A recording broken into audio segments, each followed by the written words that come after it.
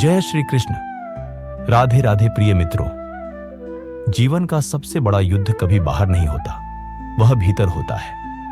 हर दिन हम अपने मन, अपने डर, अपनी लालसा और अपने संदेह के साथ लड़ते हैं। यही आंतरिक कुरुक्षेत्र है, जहां अर्जुन की तरह हम खड़े रहते हैं लेकिन भीतर अस्थिर हैं। अर्जुन ने अपने हाथ से धनुष गिराया, पर वह केवल शारीरिक क्रिया नहीं थी। उसका मन विचलित था, उसकी आत्मा उलझी हुई थी। वह सोच रहा था, यदि मैं युद्ध करूं तो परिणाम क्या होंगे? यदि मैं हार गया तो मेरी प्रतिष्ठा, यदि मैं जीत गया तो अपनों का रक्त। श्री कृष्ण मुस्कुराए। उन्होंने कहा, हे अर्जुन, दुख केवल इसलिए है क्योंकि तुम असत्य को सत्य मान बैठे हो। तुम अपनी पहचान उन चीजों में खोज रहे हो जो अस्थायी है। यह शरीर, यह संबंध, यह परिणाम सब परिवर्तनशील है और अस्थायी को स्थायी मान लेना ही पीड़ा है। मित्रों, सोचिए, यदि आप जान लें कि आत्मा न जन्म लेती है, न मरती है, न घटती है, न बढ़ती है, तो मृत्यु का भय, अपमान का भय, खोने का भय स्वतः समाप्त हो जाएगा। लेकिन जब तक यह केवल शब्द है, तब तक मन उसी भ्रम में डूबा रहता है। हम अपने आप को शरीर मान लेते हैं, अपने अहंकार को अपनी पहचान मान लेते हैं। यही भ्रम हर दुख की जड़ है। अर्जुन का मोह केवल परिणाम का नहीं था, उसकी जड़ थी मैं और मेरा। मेरा परिवार, मेरा नाम, मेरी प्रतिष्ठा, मेरी उपलब्धि। जब इनमें से कोई भी डगमगाता है, तब हमारा मन भी डगमगा जाता है। श्री कृष्ण उसे बाहर की रणनीति नहीं, भीतर की दृष्टि दिखा रहे थे, क्योंकि जब दृष्टि बदलती है तब कर्म स्वतः स्पष्ट हो जाता है। जीवन में हम अक्सर निर्णय नहीं ले पाते क्योंकि हम परिणाम से डरते हैं। श्री कृष्ण कहते हैं, तुम्हारा अधिकार केवल कर्म पर है, फल पर नहीं। यही कर्म योग है। कर्म करो पर फल की चिंता न करो। जब ये समझ हमारे भीतर उतरती है, तब भय और चिंता स्वतः कम हो जाते हैं। घर में, कार्यस्थल में, समाज में, हर जगह यह लागू होता है। निस्वार्थ भाव से सेवा करना, ईमानदारी से कर्म करना, बिना फल की अपेक्षा के कार्य करना, यही कर्मयोग है। लेकिन कर्मयोग का सबसे बड़ा शत्रु है आसक्ति। फल की आसक्ति, संबंधों की आसक्ति, अपने अहंकार की आसक्ति। जब हम इस चिपकाव से मुक्त हो जाते हैं, तब मन स्वतंत्र हो जाता है। यही स्वतंत्रता शांति का मूल है। श्री कृष्ण कहते हैं, समत्व योग उच्यते। सफलता और असफलता में समान रहना। यह सुनने में सरल है, पर जीना कठिन है। मन तुरंत तुलना करता है। उसने अधिक पाया, मुझे कम मिला। उसे सम्मान मिला, मुझे क्यों नहीं? यही तुलना भीतर ईर्ष्या और अशांति को जन्म देती है। पर जो व्यक्ति समत्व सीख लेता है, वह भीतर से स्थिर हो जाता है। जैसे समुद्र में कितनी भी नदियां मिले, समुद्र अपनी गहराई नहीं खोता, वैसे ही जीवन में कितनी भी परिस्थितियां आए, स्थिर बुद्धि वाला व्यक्ति विचलित नहीं होता। अर्जुन का मन अभी भी रिश्तों में उलझा था। पिता, गुरु, मित्र, समाज, हर तरफ से दबाव। श्री कृष्ण उसे पाप पुण्य से ऊपर उठाते हैं। वे कहते हैं, जब कर्म केवल स्वार्थ के लिए होता है, तब बंधन बनता है। जब कर्म धर्म के लिए होता है, तब वह मुक्ति का मार्ग बनता है। अंतर बहुत सूक्ष्म है। बाहरी दृष्टि से दोनों कर्म समान दिख सकते हैं, पर भीतर की भावना ही उन्हें अलग करती है। मन बड़ा चंचल है, क्षण भर में अतीत में चला जाता है, अगले क्षण भविष्य में। वर्तमान खाली रह जाता है। श्री कृष्ण कहते हैं, अभ्यास और वैराग्य से मन को वश में किया जा सकता है। अभ्यास अर्थात बार बार वर्तमान में लौटना, और वैराग्य अर्थात अनावश्यक पकड़ छोड़ना। पुराने विचार, पुराने भय, भविष्य की चिंता, इन्हें पकड़कर रहने से शांति नहीं आती। जब हम देखते हैं कि मन हमें खींच रहा है, तब हम साक्षी बने। यही साधना है, यही आत्मसंयम है। कुरुक्षेत्र केवल बाहरी युद्ध नहीं था, वह भीतर का प्रतीक है। हमारे भीतर पांडव और कौरव हैं। पांडव हमारे गुण हैं, सत्य, धैर्य, करुणा। कौरव हमारे दोष, लोभ, क्रोध, अहंकार। जब तक हम भीतर के दोषों से नहीं लड़ते, बाहर की जीत अधूरी है। श्री कृष्ण कहते हैं, क्रोध से मोह उत्पन्न होता है, मोह से स्मृति भ्रमित होती है, स्मृति के भ्रम से बुद्धि नष्ट होती है, और बुद्धि के नाश से मनुष्य का पतन। ये क्रम बहुत सूक्ष्म है। एक क्षण का क्रोध यदि संभाला न जाए, तो जीवन की दिशा बदल सकती है। इसलिए सजगता आवश्यक है। जब क्रोध उठे, उसे तुरंत प्रतिक्रिया में न बदलें। एक क्षण रुकें, श्वास लें, देखें। यही साधना है, यही संयम है। शांति भीतर आती है, बाहर से नहीं। इच्छाएं बुरी नहीं, पर उनकी पकड़ी हज हमें अस्थिर बनाती है। एक इच्छा पूरी होती है, दूसरी खड़ी हो जाती है। यह क्रम चलता रहता है, इसलिए अंतर समझना आवश्यक है। आवश्यकता और लालच में अंतर, यही संयम की पहली सीढ़ी है। अर्जुन धीरे धीरे समझ रहा था। दृष्टि स्पष्ट हो रही थी, भीतर शक्ति जाग रही थी। परिस्थितियां वही थी, पर अनुभव बदल गया। यही गीता का चमत्कार है।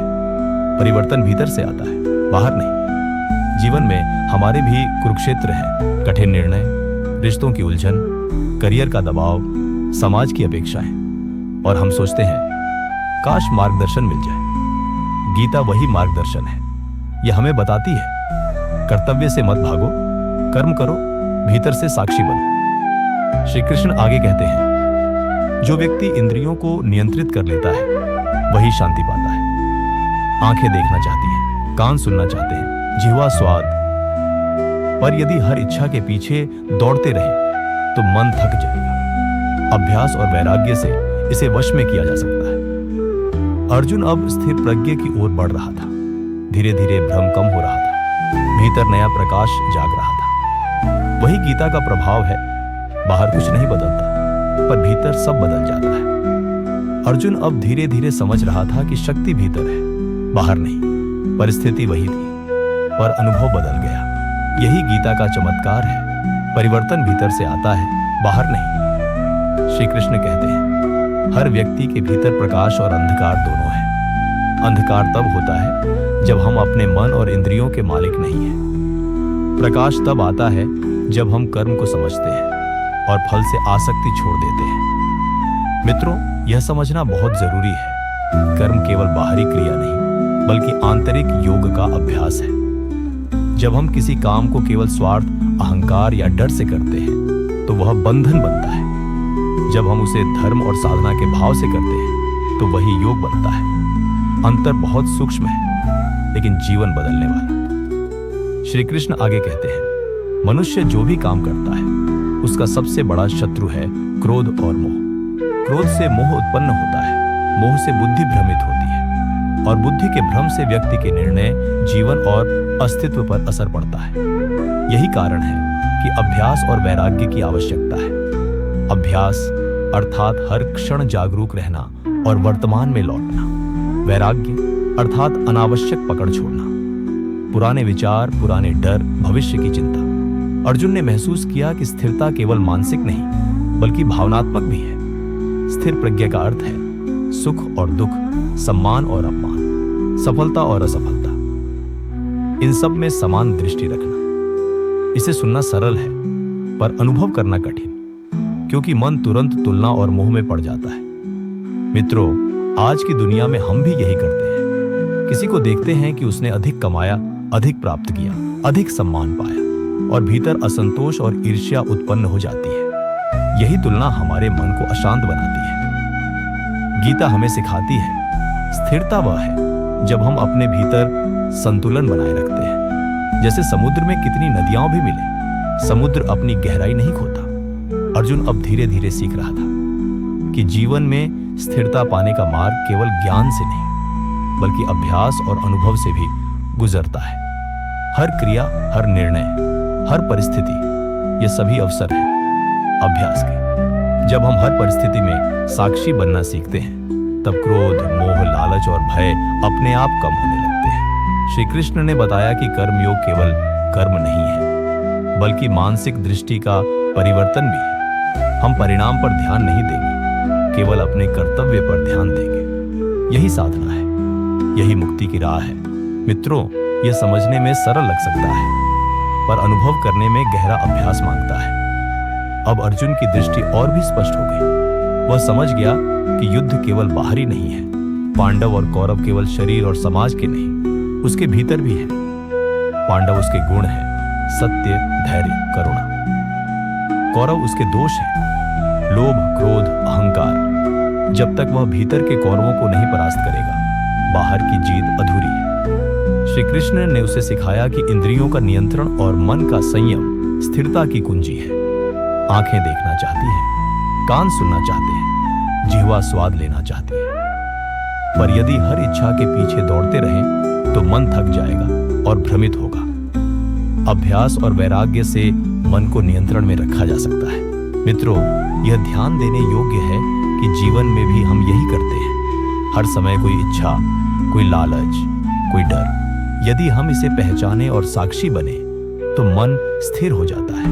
यही स्थिरता, स्थिर प्रज्ञ का अर्थ है।